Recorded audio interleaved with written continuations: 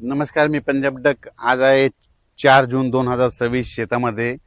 तर या ठिकाणी येऊन शेतकऱ्याला एक अंदाज जाणार आहे. आजच्या कंप्लीट 4-5-6 म्हणजे 4 दिवस पाऊस राहिलेला आहे. ज्यांची कामं असेल तर तुम्ही रोटायटर करून घ्या. राज्यामध्ये मात्र मी पहिल्यापासूनच म्हटलो होतं 7 ते 14 मध्ये राज्यात मान्सूनचा पाऊस येणार आहे. तर केरळला देखील मान्सून सक्रिय झाला आणि पुढे प्रवासाकडे निघालेला आहे. त्याच्यानंतर आता ते महाराष्ट्राकडे येणार आहे. मात्र 7 तारखेपासून काही भागात 7 ला सुरुवात होईल, दक्षिण महाराष्ट्राकडे पुन्हा 8 ला पुढे सरकल, 9 ला पुन्हा आणखी पुढे सरकल, असं सरकत पुढे सरकणार आहे. म्हणून हा अंदाज सर्व मग 14 पर्यंत महाराष्ट्राच्या बऱ्याच भागामध्ये मान्सून दाखल होईल, म्हणून हा अंदाज लक्षात यायचा. म्हणजे सांगायचं झालं तर 7 तारखेपासून ते 14 तारखेपर्यंत राज्यात बऱ्याच भागामध्ये मान्सून व्यापलेला दिसेल, म्हणून हे देखील लक्षात यायचं. पण राज्यात काय झालं की बराच प्रसार माध्यमातून म्हणतात की यावर्षी दुष्काळ पडणार आहे. तर तुम्हाला सांगतो, दुष्काळ वगैरे काही पडणार नाही. पाऊस थोडाफार कमी राहील, पिकं चांगले येतील.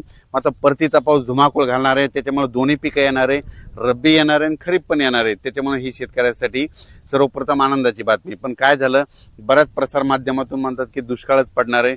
तर तुम्हाला हे सांगत असताना सांगू इच्छितो, यावर्षी पावसाचं जेमतेम सरासरीचं प्रमाण सांगतो कसं पडणार आहे.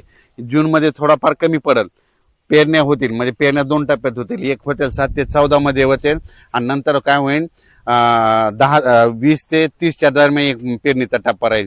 आणि त्याच्यामधून जर काही शेतकरी कोणाची वापसा नसली उरली तर मग 10 जुलै ते 15 जुलैमध्ये तिसरा टप्पा राहील.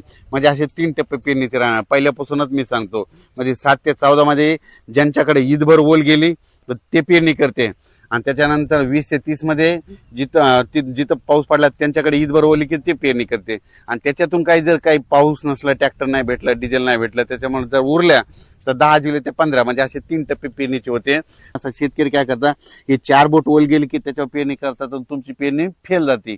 म्हणून चांगली ईदभर ओल गेल्याच्या नंतर, पेल्याच्या नंतर महिनाभर जरी पाऊस नाही आला तर ते तुमचं पीक उगवत आणि ते ताशी देखील लागतं. म्हणून माझ्या म्हणणं, शेतकऱ्यांनी पेरणी करत असताना स्वतःचा निर्णय स्वतःच घ्या. स्वतः शेतकरी खूप हुशार असतो, कारण की त्यांना आतापर्यंत त्याची जीवनच शेतीवर, म्हणून त्यांना पेरणी करायची की नाही ते ठरवतो. म्हणून हे लक्षात घ्यायचं. त्याच्यानंतर काय झालं की आता हे जे पाऊस आहे 7 तारखेला काय होईल, सुरुवात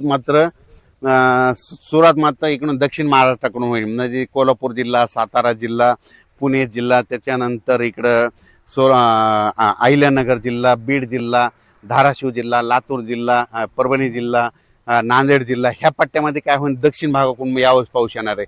आणि तुम्हाला एक सांगतो, ज्या वर्षी ना दक्षिणेकडून मान्सून येतो, मुंबईकडे ना जाता जर मधातून शॉर्टकट आला तर त्याच्यामध्ये काय होतं, बीड जिल्ह्याला एक जास्त पाऊस पडतो, अहिल्यानगरला एक जास्त पडतो, त्याच्या जालना जिल्ह्याला एक पडतो, परभणीला पडतो, नांदेडला पडतो, लातूरला पडतो, धाराशिवला पडतो, सोलापूरला पडतो, सांगली, सातारा, सोलापूर, कोल्हापूर, पुणे ह्या भागात मग जास्त पडतो. पण हे जे पाऊस जर मुंबईकडून तिकडे गेला तर मग ते काय होतं, उत्तर महाराष्ट्राकडे जास्त पडतो. आणि हे जे बीड जिल्हा, लातूर जिल्हा, धाराशिव जिल्हा, अहिल्यानगर ह्या भागाला कमी पडतो.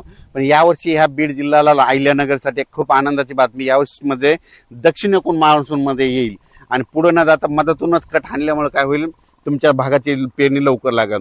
त्याच्यानंतर परभणी जिल्ह्यात देखील काय होणार आहे, हे पाऊस काय होणार, असा खालूनच म्हणजे दक्षिणेकडून असा पुढे सरकत येणार आहे. आणि ते फक्त काय होईल, थोडा नंदुरबार जिल्ह्यासाठी, धुळे जिल्ह्यासाठी थोडंफार कमकुवत राहील. पण त्यांना देखील काय होईल, ते मान्सून पुढे आल्याच्या नंतर त्यांना मात्र रिमझिम पाऊस त्यांना सुरू राहील. इकडे पाऊस सुरू झाल्याच्या नंतर त्यांना रिमझिम पाऊस सुरू होईल. आणि त्यांच्या रिमझिम मध्ये जर ईदबल वर गेली तर ते शेतकरी पेरणीचा ते निर्णय घेतील. आणि बियाणे निवडत असताना आपल्या नातेवाईकाला, आपल्या स्वतःच्या अनुभवानुसार कुठं आपण स्वतः डोळ्याने पाहिजे नंतर त्या बॅग निवडल्या तसेच बियाणे निवडा. मी देखील आता माझं शेत यावर्षी माझे 20 एकर सोयाबीन राहणार आहे आणि कापूस देखील राहणार आहे. आणि यावर्षी जवळपास 30 एकर शेतामध्ये कापूस देखील आहे, सोयाबीन देखील मी पेरणार आहे. आणि पेरणी करत असताना तुम्हाला त्याचा व्हिडिओ देखील देणार आहे. आणि कापूस मी ज्या धूळ पेरणी करणार आहे त्याचा देखील तुम्हाला व्हिडिओ देणार आहे. मी माझं कसं स्वतः निर्णय घेतो, तुम्ही तुमचे स्वतः निर्णय घ्यायचे शेती करत असताना. 7 जून पासून जे काय होईल, तसं तर 6 तारखेला वातावरणात बदल होईल. पण 7 जूनला काय होईल, ते वातावरणात बदल होईल, लगेच मान्सूनचा पाऊस बऱ्याच भागामध्ये आलेला दिसेल. मग ते पाऊस मग काय होईल, दक्षिण महाराष्ट्राकडून जे इकडून आल्याच्या नंतर मराठवाड्याकडे येईल, पुन्हा विदर्भाकडे, ह्या इकडं यवतमाळ जिल्हा, नांदेड जिल्हा, चंद्रपूर, वर्धा, नागपूर, भंडारा इकडे असंच जाईल. तसा पुढे ते अमरावतीकडे सरकल, अमरावतीकडून बुलढाण्याकडे जाईल, बुलढाण्याकडून इकडे जळगावकडे जाईल, धुळ्याकडे जाईल आणि त्याच्यानंतर संभाजीनगर हे असा भाग बराच म्हणजे अहिल्यानगर पासून हे असा भाग जवळपास यामध्ये 14 तारखेपर्यंत कव्हर करून जाईल.